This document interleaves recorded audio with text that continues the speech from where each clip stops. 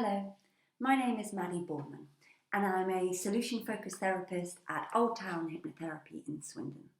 And today I'm going to be discussing committing or quitting the changes in our life. It's January when I'm recording this, so I'm talking about New Year's resolutions, but really it's any goals in our life that we set and how we can help ourselves commit rather than quit. So yeah, another year's passed. It is January and it's natural to reflect on where we are in our lives and maybe what the last year has been like for us, although it's January 2022, so maybe we don't want to spend too much time thinking about last year and what happened.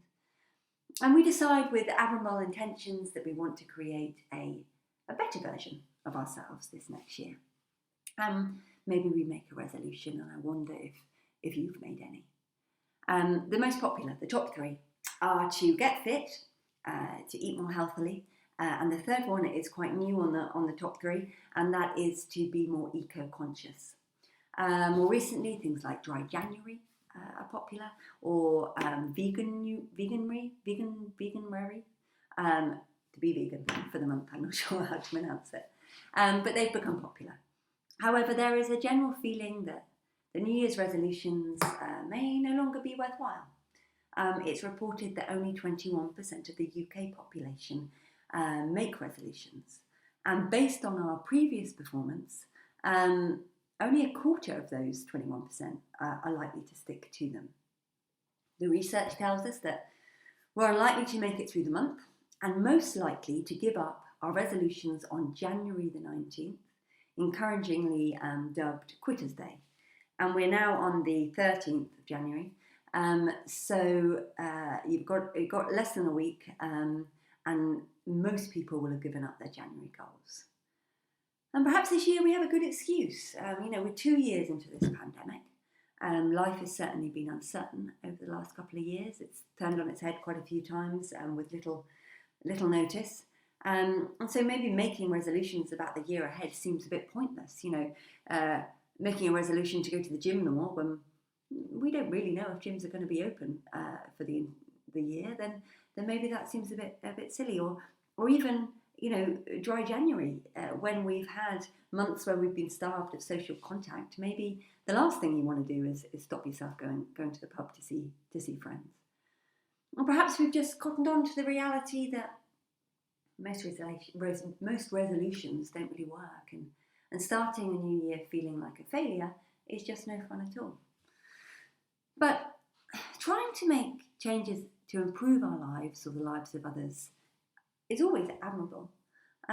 If we all strive just to be a slightly better version than we were yesterday, the world might be a kinder, healthier, happier place. And writing off New Year's resolutions as pointless is perhaps just a lost opportunity, just to consider who you'd like to be and whether you can make some small changes to get there.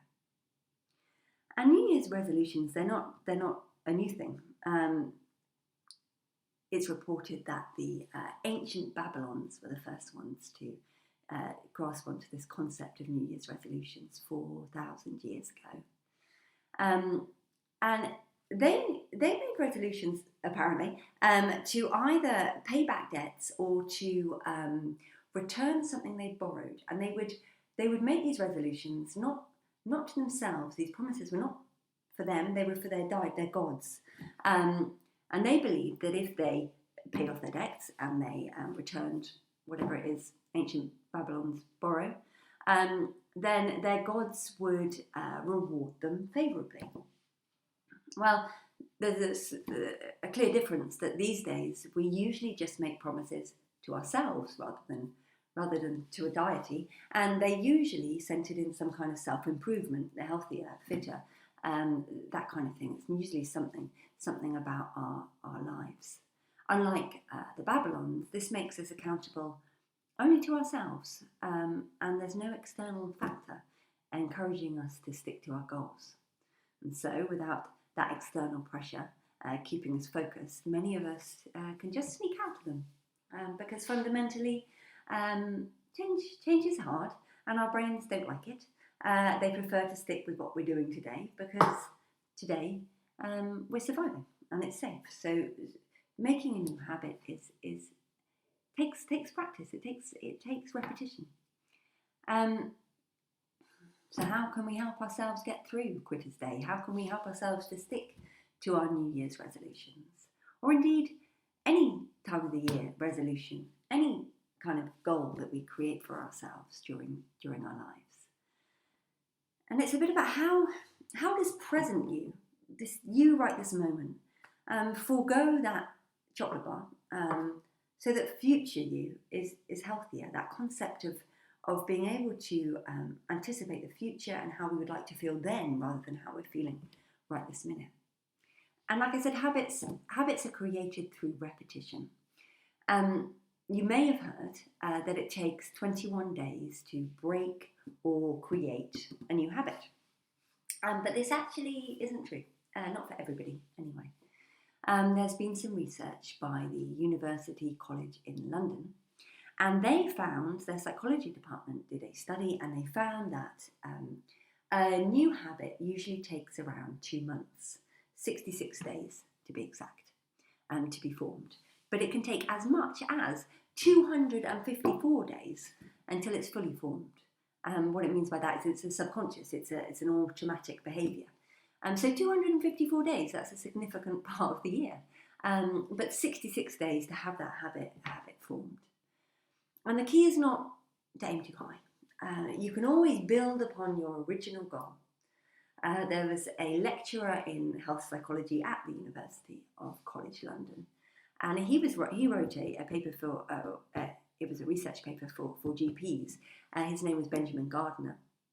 And he wrote that patients should be encouraged to aim for small and manageable behaviour changes because failure can be discouraging. A sedentary person, for example, would be appropriately advised to walk 1 or 2 stops more before getting off the bus than to walk the entire route, at least for their first habit goal, the first small step. Small changes can benefit health. Slight adjustments to dietary intake can aid long-term weight loss. He went on to discuss how small amounts of light physical activity are better than no activity at all. So the idea being that if we aim too high, then we might fail. But if we just make some slight adjustments, and that we can build upon during the year if we want to review them, but they're going to be much more beneficial than trying something that's too big, too much of a change, and we give up on it anyway.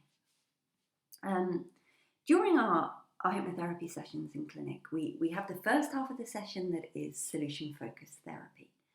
And during the solution-focused therapy part of our session with clients, we help them to identify the small little changes that would indicate to them that an improvement had been made in their circumstances.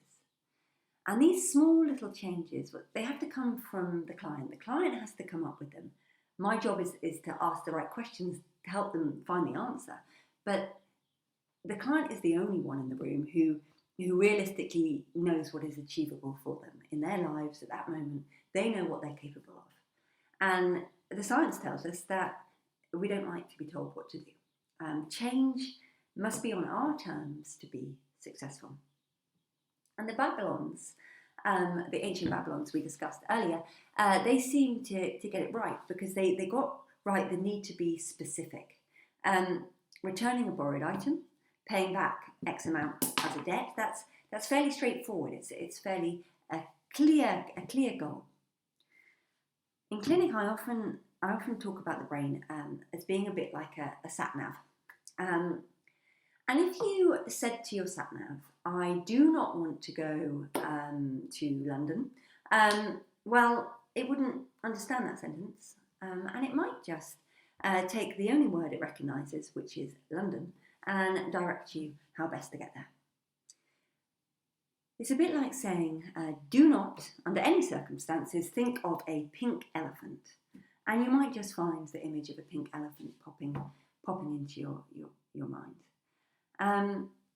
If you say, I do not want to be unfit, I do not want to be overweight, I do not want to be wasting money, it may be that your brain cancels out the do not. And here's only the subject in focus. So what's really important when we're making goals and wanting to stick to them is we need to focus our attention on what it is we want, not what we don't want. In 2018, Stockholm University tracked the progression of 1,066 people who had made New Year's resolutions. And these resolutions were categorised in two ways. They were either categorised as avoidance goals, such as I want to stop eating so many sweets, or they were classified as approach goals, such as I want to go swimming twice a week. And the approach goals, that I want to do something, that focusing on what you want to do instead of what you don't want, were 25% more successful than the avoidance goals. So focusing on what we want, starting something, is a really good way to be successful in our goals. And if we go back to the sat-nav analogy, if we typed into the sat-nav, I would like to go to the beach. Well, we live on an island. That's a very vague location. The sat-nav wouldn't know which direction to go into. It needs more information than that. And our brains are a little bit the same. If we're too vague with our goals, if we say I want to be happier, or I want to be healthier, or I want to be fitter, these words are they're very vague. The brain isn't entirely sure what you mean by that. We have to be like a sat-nav. The sat-nav needs a postcode. It needs the full address to get the best directions to where you want to go. And the brain works with a similar level of detail. Instead of saying we want to get fit, it would be better to say something like, I am going to go jogging on Mondays and Thursdays straight after work for 30 minutes. Really clear. Postcode. Your brain knows where it's going, and it can get you there. You have a much higher chance of success the clearer you can be with yourself. And of course, as with anything, the way we talk to ourselves has such an impact on what we can and what we can't achieve. Our language is so important that the narrative that we allow to live in our minds and the words we say out loud, language is so important. I'll often say, do it or don't do it. Trying to do something or saying something like, I should be doing it, it sets us up for failure. And the brain is easily persuaded out of a new habit. And we need to be very clear with it if we want to achieve something. If we're a bit wishy-washy, a bit vague, I'll give it a go. I'll try and get a bit fitter. The likelihood is that's not going to work out for you. We really need to be as focused as we can be with our language. I can do it. I will do it. I'm going to do it. Finally, the process of change, it's rarely linear. It's rarely dead easy, straight line stuff. We are fallible. We are humans. And old habitual behaviours may lure us off course when we're not paying enough attention or when our stress buckets get a bit full. But all is not lost. New habits take time, 254 days to be exact, but 66 days to begin. So just go again. The progress you've made so far isn't lost. Pick yourself up. Start again. If you fall off the wagon with your diet, with your dry January, it doesn't mean you have to scrap it all and start from the beginning. So for those of you who have decided on New Year's resolutions, I encourage you to prove those statistics wrong and make it through Quitter's Day. And if you don't, just take a look at what you're aiming for. Maybe make it more specific. Maybe remind yourself you can do it. And go again. February resolutions are just as good as January resolutions. And for those of you who haven't made any New Year's resolutions, absolutely fine too. Do it or don't do it. You may not be ready for change, or you may not feel the time is right for you right now. But maybe take the opportunity to just consider how you could be a little bit better today than you were yesterday, in whichever way that might be. Happy New Year! Free consultations available at Old Town Hypnotherapy for an hour consultation. Up to an hour, we do a free session where we can go into more detail about how the brain works with achieving the goals we want to achieve or any change. Thank you. Bye-bye.